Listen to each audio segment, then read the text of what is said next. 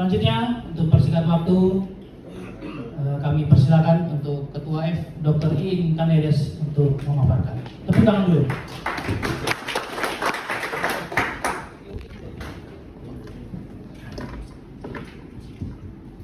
Bismillahirrahmanirrahim. Assalamualaikum warahmatullahi wabarakatuh.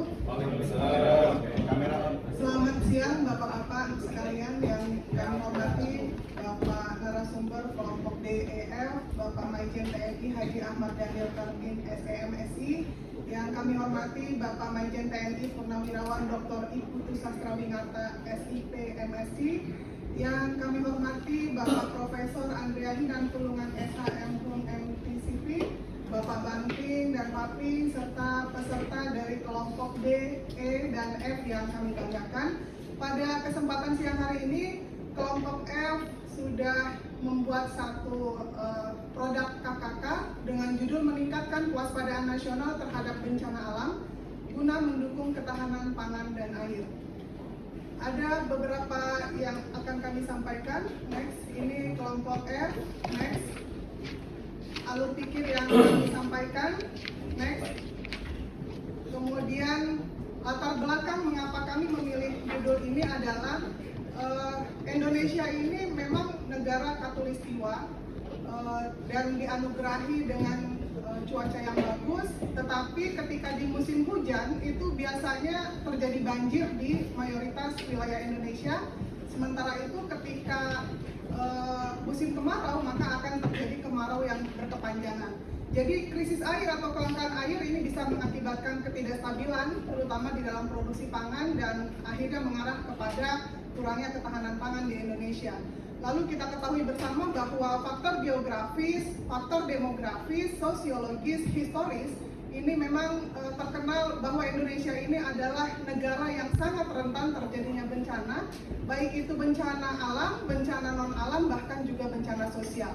Nah, kemudian para pelaku usaha yang tentu saja biasanya mengandalkan situasi alam, misalnya juga petani gitu, kalau cuacanya bagus maka produksi pertaniannya akan meningkat, tetapi kalau cuacanya tidak bagus akan berakibat gagal panen sehingga mengakibatkan pendapatan dari petani itu menurun dan harga barang, harga komoditi pertanian akan naik dan ini berimbas kepada seluruh konsumen, utamanya adalah kalangan ibu-ibu. Kemudian diperlukan peningkatan dan pemantapan kewaspadaan nasional untuk menguatkan kapasitas dari semua komponen bangsa untuk menghadapi bencana alam dan dampak perubahan iklim, karena mau tidak mau kita memang hidup di negara Indonesia, kita harus beradaptasi dan bagaimana kita supaya mengelola ketahanan pangan dan air. Next.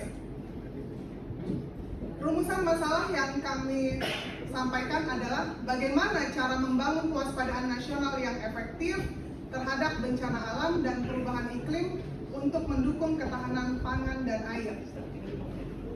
Pokok persoalan ada 3. Yang pertama adalah bagaimana kondisi kewaspadaan nasional saat ini terhadap bencana alam dan perubahan iklim.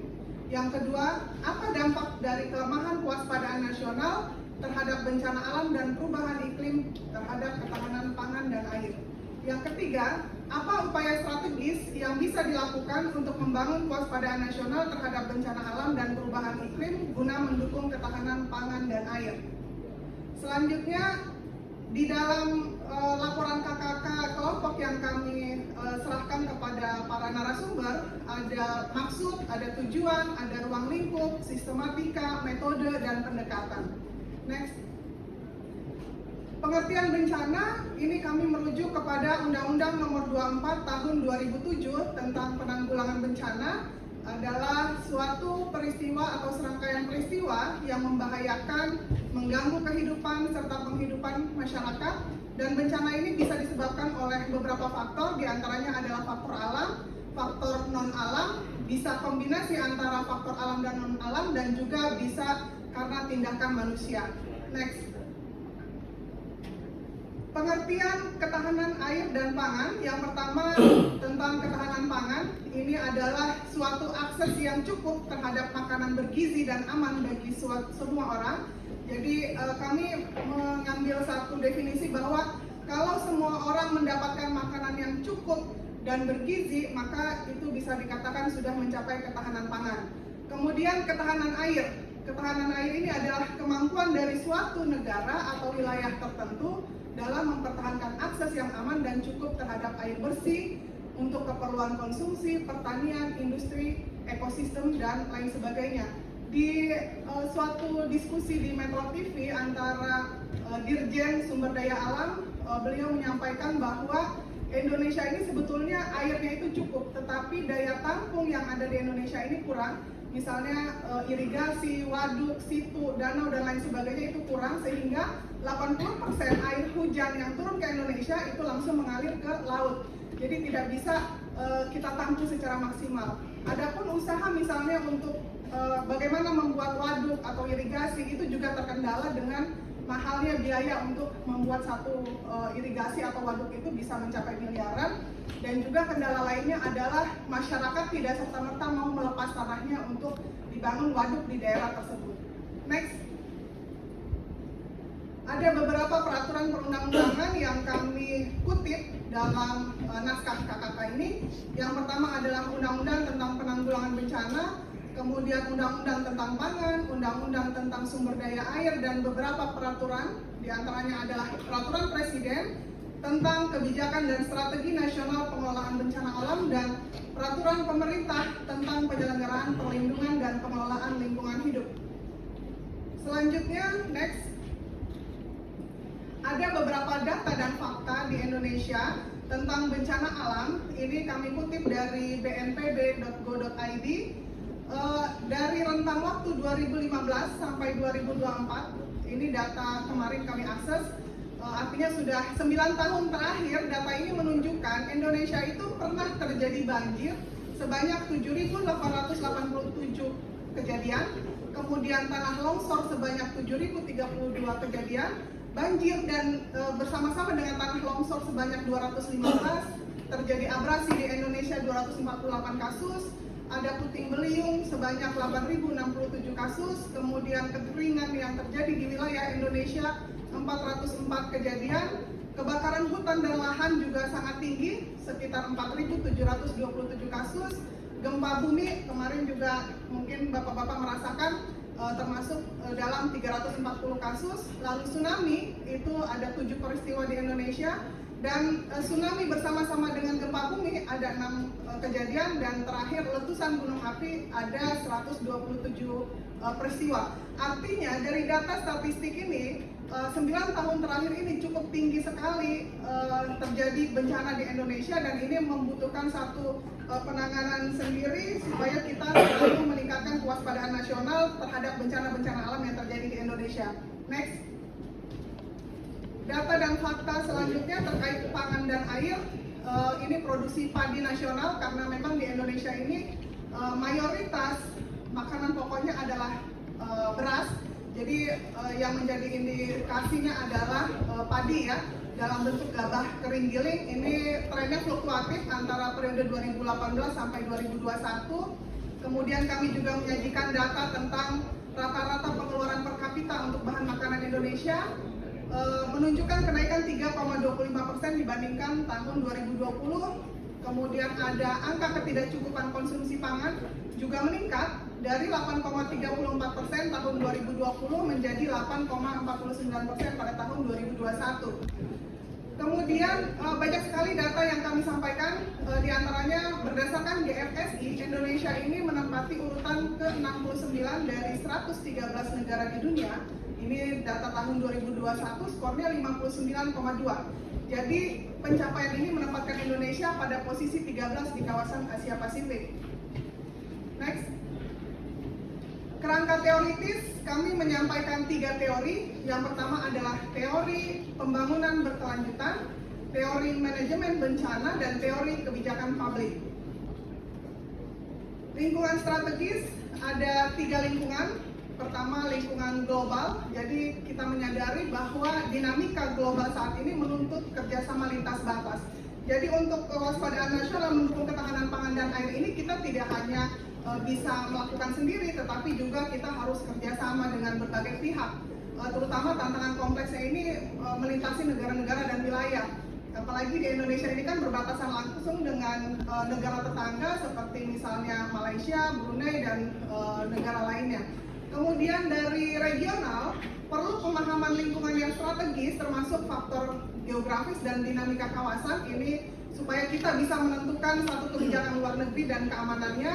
Lalu dari sisi nasional, kita juga perlu menganalisis kecenderungan masa depannya itu seperti apa, kondisi perpolitikan nasional. Tantangan utama terpenting adalah infrastruktur, baik itu di infrastruktur untuk politik, budaya politik, kemudian penegakan hukum dan pragmatisme politik ini juga biasa dijadikan satu tantangan dan hambatan.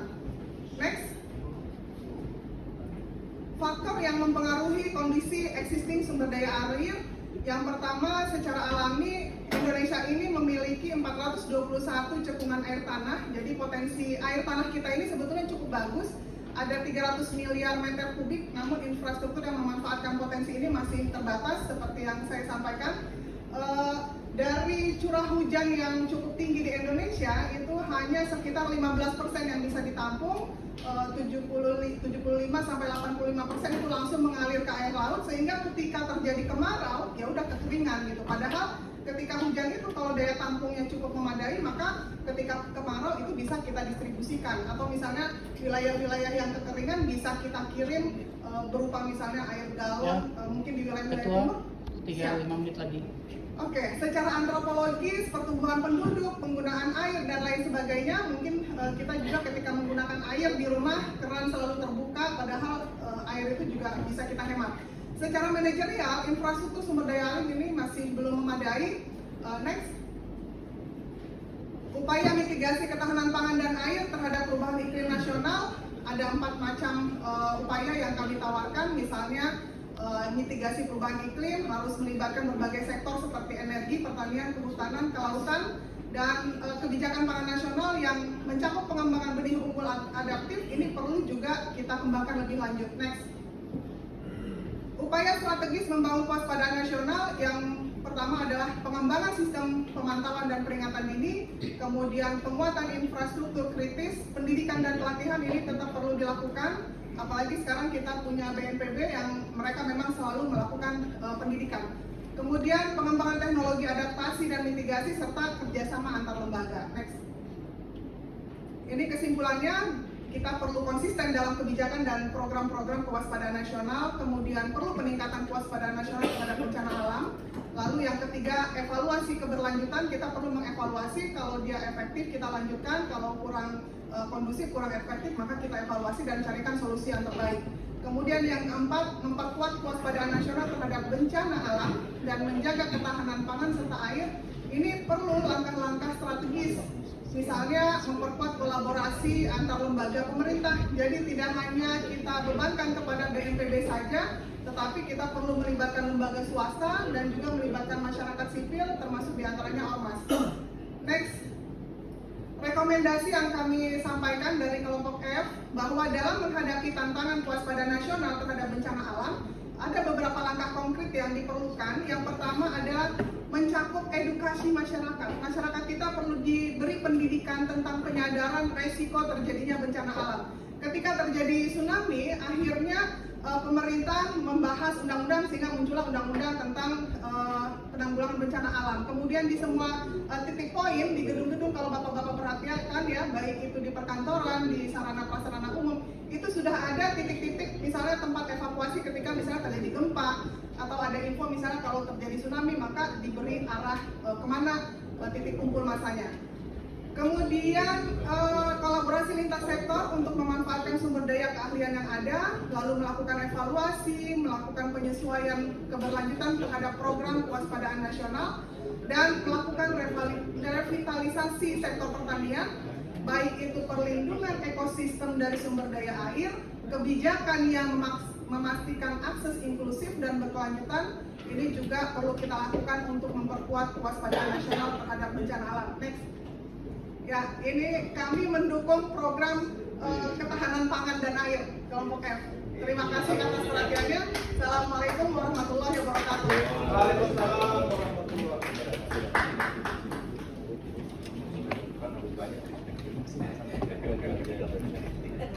Terima kasih.